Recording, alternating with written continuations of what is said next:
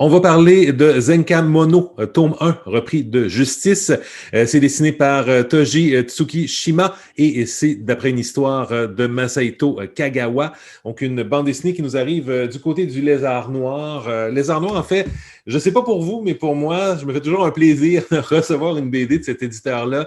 À date, je n'ai pas été déçu de leurs propositions, de leurs choix éditoriaux. Que ce soit, comme on a vu l'an dernier avec Agnès Eustache, donc une première édition d'une autrice du côté français, que ce soit dans leur traduction vers le français d'ouvrages du côté de l'Orient, du côté du Japon, qu'on pense à Tokyo Kaido, qu'on pense à donc d'autres ouvrages de Minetaro Mochizuki, qu'on pense à la cantine de minuit de Yaro Abe, entre autres titres. Donc, c'est généralement des belles sélections et ce qui fait que quand l'ouvrage est arrivé, je me suis dit, est-ce que ça va être aussi bon, aussi sympathique, aussi agréable comme lecture que ses précédents ouvrages?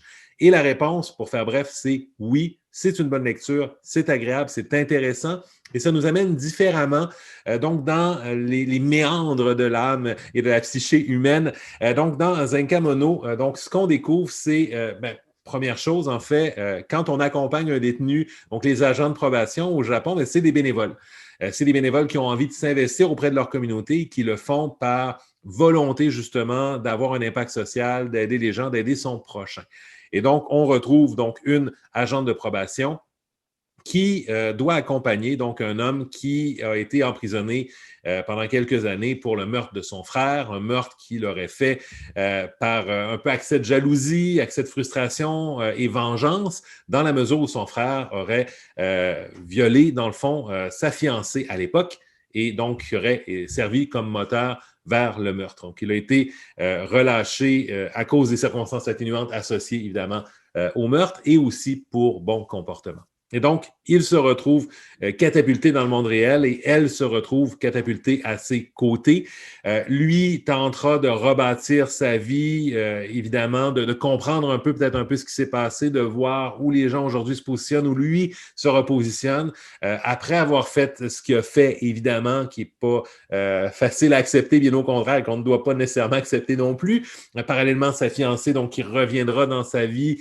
Pourquoi, de quelle façon, les autres aussi, quelles sont leurs positions un peu par rapport à lui, qu'est-ce qui s'est vraiment passé également derrière, pas nécessairement le meurtre, mais les circonstances associées au meurtre. Est-ce qu'il a fait une erreur? Est-ce qu'il a agi de façon quand même, entre guillemets, juste? Donc, il y a quand même pas mal de questions de ce côté-là. Et tout ça, on le découvre un peu par le prisme, justement, de cette agente de probation-là qui fait ce travail-là, mais qui, en parallèle, continue, elle, de mener son quotidien, de mener sa vie, de cumuler plusieurs emplois pour survivre, d'aller travailler dans un dépanneur, dans une supérette, sur certaines périodes de journée, comment elle vit un peu un tiraillement entre sa volonté d'implication sociale, de faire une différence, donc à travers cette tâche-là, et son quotidien, la nécessité monétaire, la relation qu'elle entretient avec ses patrons. Donc, on joue un peu avec ces dimensions-là.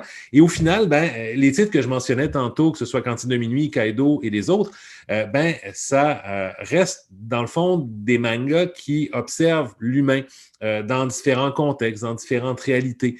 Et on est encore donc, dans cette observation de l'humain, donc dans un récit qui est un peu ancré dans un certain quotidien. Évidemment, il y a un côté exceptionnel avec la dynamique de meurtre, de prison et le reste, mais au final, c'est une étude sur nos comportements, sur nos réactions, sur nos perceptions, sur nos réflexions, sur l'humanité en général, et une autre belle forêt vers justement cette mentalité japonaise qu'on découvre beaucoup à travers justement des ouvrages comme ceux-là. Donc vraiment, le dessin est efficace, solide, classique, rien à redire de ce côté-là. En fait, il est là pour servir l'histoire, pour servir le récit, pour servir les personnages. Il le fait bien. Et l'histoire elle-même, elle est simple, pas transcendante, mais elle témoigne de belle façon d'une réalité qui est intéressante et qui est d'intérêt. Alors, ça s'appelle Zenka Mono, le premier tome, donc repris de Justice. C'est du côté de Lézard Noir, premier tome qui annonce évidemment une série qui, elle, s'annonce pour être bien intéressante.